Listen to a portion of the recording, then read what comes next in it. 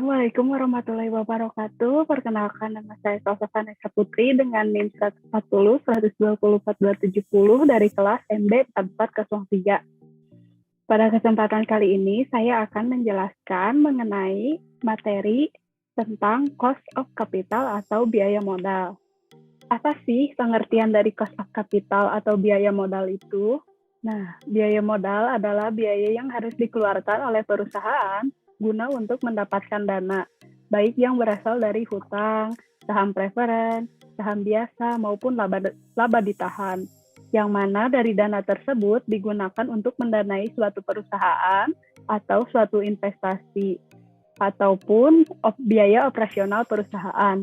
Nah, dari sisi investor, biaya modal dilihat dari tinggi atau rendahnya required rate of return.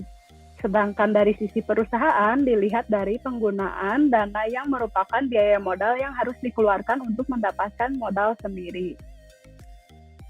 Konsep biaya modal, yakni biaya modal biasanya digunakan sebagai tolak ukur untuk menentukan terima atau tidaknya suatu usulan investasi yang digunakan dengan cara membandingkan rate of return-nya.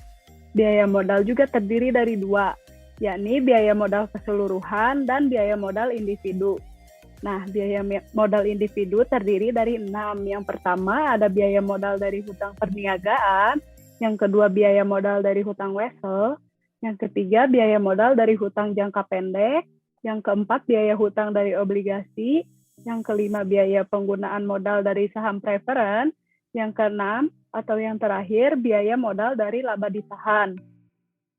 Selain itu, ada pula faktor-faktor yang dapat mempengaruhi biaya modal seperti yang pertama, faktor yang tidak dapat dikendalikan, yakni tingkat suku bunga dan tarif pajak. Yang kedua, faktor yang dapat dikendalikan, yakni kebijakan struktur modal dan struktur modal optimal yang dapat mempengaruhi WACC. Yang pertama yang akan saya bahas adalah cost of debit atau biaya hutang yang rumusnya terdapat pada PowerPoint. Saya akan membahas contoh soal yang pertama, yakni diketahui IP-nya 50% atau sama dengan 500, M-nya adalah 15.000 per lembar, ND-nya 9.000, T-nya 40%, N-nya 10 tahun, FC-nya 2%. Nah, ditanya berapa sih biaya hutang setelah pajak? Nah, langkah pertama yaitu kita mencari NPD-nya dengan cara memasukkan ND-nya yaitu 9.000 dikali dengan 1 min 2%. Yang terdapat hasilnya yakni 8.820. Nah, langkah selanjutnya kita mencari KD before tax yaitu 500 plus 15.000 dikurang 8.820 dibagi 10. Dibagi 8.820 plus 15.000 dibagi 2. Yang terdapat hasilnya sebagai berikut, yakni 500 plus 618 dibagi 11.910. Lalu ada pula hasil yang telah dihitung lagi, yakni 1.118 dibagi 11.910. Yang hasil akhirnya yaitu 0,0938 yang diubah menjadi persen yaitu 9,38%. Setelah itu kami mencari KD after tax yaitu 9,38% dikali dengan 1 min 40% yaitu terdapat hasil 5,62%. Jadi biayanya sebesar 5,62% dari modal yang dibutuhkan. Selanjutnya, saya akan membahas tentang biaya saham preferen. Nah, rumusnya terdapat pada PowerPoint. Saya akan membahas tentang contoh soal berikut. Diketahui dividennya yaitu $15 per tahun. TSP-nya yaitu $100, FC-nya yaitu 7% per lembar saham. Nah, langkah pertama yang kita lakukan adalah mencari NPO, yaitu caranya dengan PSP min FC, yaitu 100, 1 min 7%. Terdapat hasilnya 93. Nah, langkah selanjutnya, kami mencari KP, yaitu dengan rumus D dibagi NPO, yaitu 15 dibagi 93 yang hasilnya menjadi 16,12%. Selanjutnya ada cost of common equity. Nah, cost common equity ini ada dua, yaitu internal common equity atau retained earning, yaitu yang berarti menahan sebagian laba yang mana laba tersebut dibagikan berupa dividen dan investor dapat menginvestasikan uang tersebut dengan membeli saham, obligasi, dan sebagainya. Rumusnya sebagai berikut. Nah, saya akan membahas tentang contoh soalnya.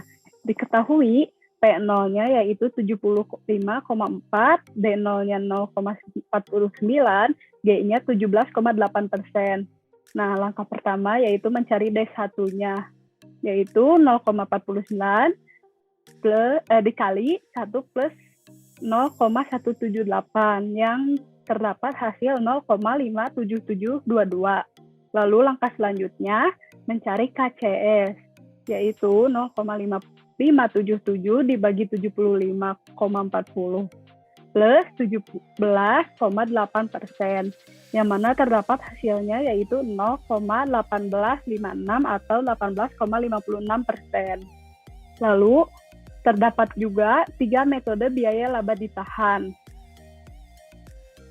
Yang pertama ada pendekatan CAPM atau Capital Asset Pricing Model, yaitu menentukan tingkat pengembalian yang diharapkan atau diminta oleh investor dari berinvestasi di saham biasa perusahaan dengan cara rumusnya yaitu KS sama dengan KRF plus KM min KRF dikali BI. Nah, terdapat pula keuntungan dari CAPM ini.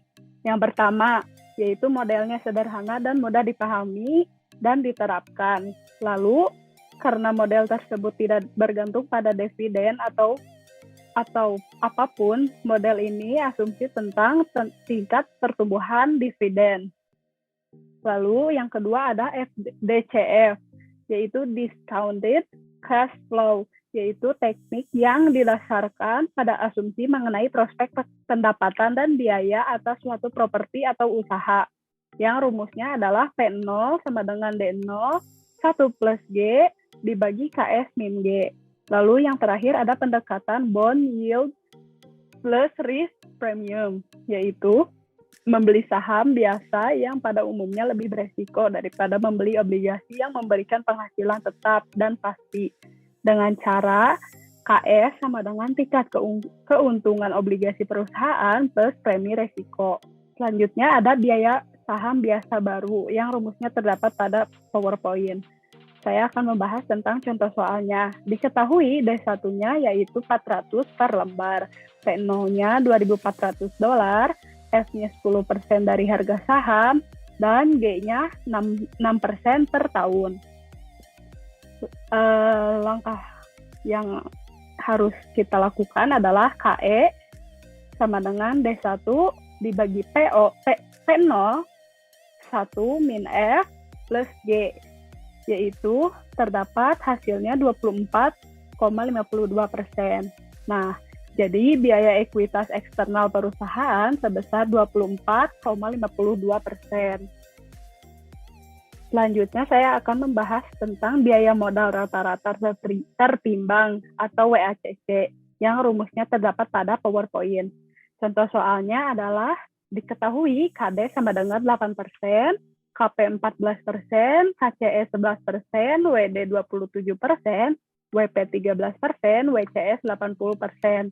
Nah, dari data-data yang kita ketahui tersebut, kita masukkan ke dalam rumus yaitu KWACC sama dengan 27% dikali 8% plus 13% dikali 14% plus 80% dikali 11%. Yang mana hasilnya terdapat 2,16% ditambah 1,82% ditambah 8,8%. Yang mana hasil akhirnya adalah 2,39%. Jadi WACC perusahaan adalah 2,39%. Sekian presentasi materi mengenai cost of capital dari saya. Mohon maaf apabila ada kesalahan. Assalamualaikum warahmatullahi wabarakatuh.